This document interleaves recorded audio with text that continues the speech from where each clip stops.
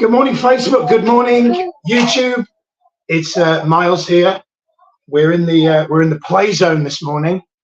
We've got baby Zen here. Zen, do you want to say hello? Good morning, everybody. Say hello, everybody. Sage, you going to say hello? So today's video is titled "This Changes Everything." I want to specifically talk today about perfection. I did a video yesterday. I had an event down in Boreham Wood yesterday, and the video didn't work because the sound didn't work. And the irony being that the video is about detachment. So I actually believe that it happened for a reason. And I was sat on the spin bike just a minute. He's gone to the gym, and I thought, you know what would really be a great illustration for this video about imperfection, because this video is about imperfection. I thought, you know what would be a great title for this video? Or what would be a great illustration of this video is, I thought, you know what? So I'm going to church in a bit, and my plan was to do this video later. And then I thought, why don't I do it right now? As in, bedtime t-shirt, haven't had a shave, haven't washed my face, haven't brushed my teeth, sat here with the kids. We're all just morningified. And I thought, wouldn't this be the perfect time? I don't think they can see you, Sage. If you want to come and sit here. Do you want to sit here? I thought, wouldn't this be the perfect time to illustrate? I've got banana in my teeth. That's gross, isn't it? So wouldn't this be the perfect time to illustrate imperfection? Because here's the thing. I have spent the vast majority of my life chasing perfection. I've spent the vast majority of my life chasing other people's approval, validation, significance. And one of the things I'm really conscious of now, I have 2 children, is I want to make sure I do the best I can to make sure that their validation and approval is intrinsically tied into who they are as people and they audit their self-esteem and self-worth, and they don't put it in the hands of other people. Now, I know that's never going to go perfect, and I know there's going to be areas where that's just frankly not going to be possible, right? When they go for jobs and that kind of stuff. You tell them, Zen. But for me, this is a really important topic, because I truly believe that. I was watching a video yesterday morning, and it was around the topic of individuation. And basically what the person was saying was how a lot of people, like myself, maybe you can relate, who maybe didn't grow up with the stereotypical upbringing that they would have idealistically have wanted. What's up, Zenny? Maybe can you find him a dummy, so I think it's somewhere around.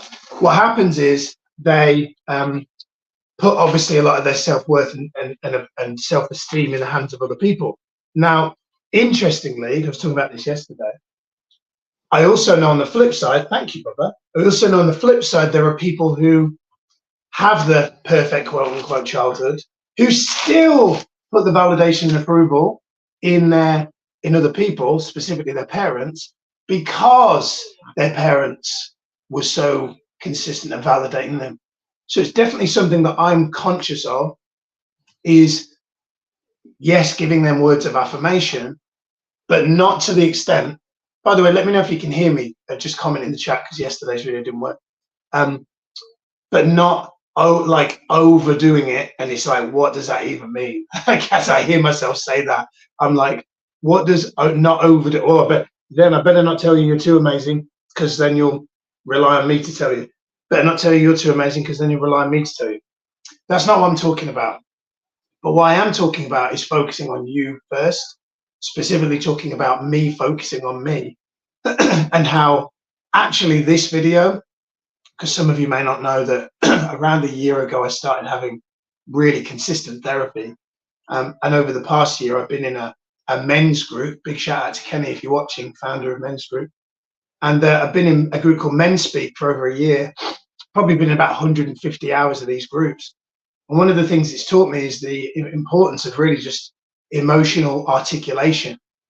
And what emotional articulation means is how important it is to just speak like what you're feeling. Because I grew up very much modeling my mom. And by the way, I'm always conscious and careful when I talk about my mum in these videos, because I don't want it to get triggered, right? But I'm talking about it because it's my stuff. My mum, you know, wasn't necessarily the best model for emotions, right? Because she didn't have it in her life, and so on and so forth. But eventually, look, there has to be a point where someone makes a decision. This has got to change, and I'm making that decision. So I didn't grow up with that perfect emotional model. Who did, right? Who did? And so the men's group, looping back, what it's given me this past year is it's given me a platform to just babble, as Kenny would say, what I'm feeling. And so although that hasn't necessarily healed a need for validation and approval. Oh, we've lost the broadcast. There we go, we're back. Although it hasn't healed a need for validation and approval, I'm still very aware of that. It's changing. Yeah, like I had an event yesterday, for example, down in Boreham Wood, and one of the things I'm working on with a mentor is around detachment, because I had an event, and my events really are based on sales. So if there's no sales, that's not good in the eyes of the world, right? Stereotypically. What's really interesting is yesterday I had an event that didn't go according to plan in the eyes of the world. In the eyes of the world, it didn't go according to plan. But in actual fact, like I had probably one of my most enjoyable events ever yesterday. And I came home and I thought about it, and I talked to Sati about it, and I was like, there's times in the past where I've said, you know, I don't care that I didn't get any sales, I don't care, right? Now, there was a part of me that cared because I know, you know, I've got to put food on the table and look after my family.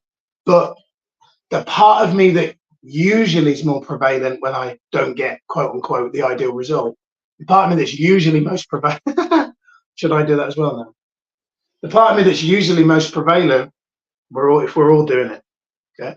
The part of me, the part of me that's usually most prevalent when I do those events is the part that says, you're not enough, or rather, I'm not enough, I'm not worthy because I didn't get sales. Human beings in the room didn't validate me, I'm therefore not enough, therefore reinforcing the childhood inner child wound of yesteryear, right? I hope this is coming out eloquently. It feels like it is for me. So what was the moral message of the video? So if you're tuning in late, hi, I'm Miles, this is Sage, this is Sam, and this video is really about imperfection and how actually, you know, showing up imperfectly without brush teeth, on the play mat, without being ready, quote unquote, for the public, without being perfect, is actually perfect. And it's what the world needs more. It's what social media needs more, is more people showing up, warts and all, just being them. And for me, this video is intended to pose a question, which is, what could you do today to show more? What could you do today to show more vulnerability? What could you do today to show more of you that isn't filtered? That isn't filtered. And here's one of the things I always find that's funny about these videos is, like, I'm going to contradict myself and I'm aware of it. And one of the things I've learned over the years from my Eckhart Tolle is the importance of awareness. Like, I'm going to contradict myself today.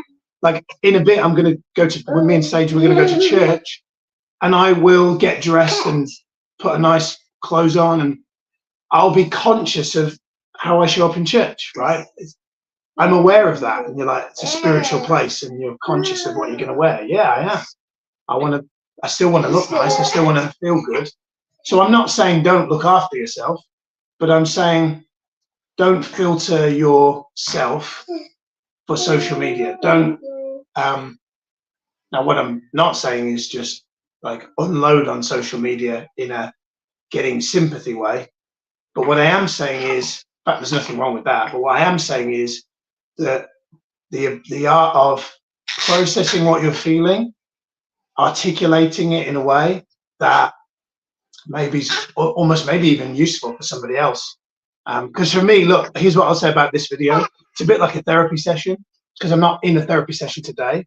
So talking about my need for perfection and my need for people to validate me on a video, it feels like that's a nice candle. That's beautiful. What's it smell like? Oh, that's lovely, isn't it? It's like, I know we're gonna have to go in a minute. We're gonna have to pull the ejection cord because Zen needs to go to sleep, or he needs food. But yeah, be less perfect today.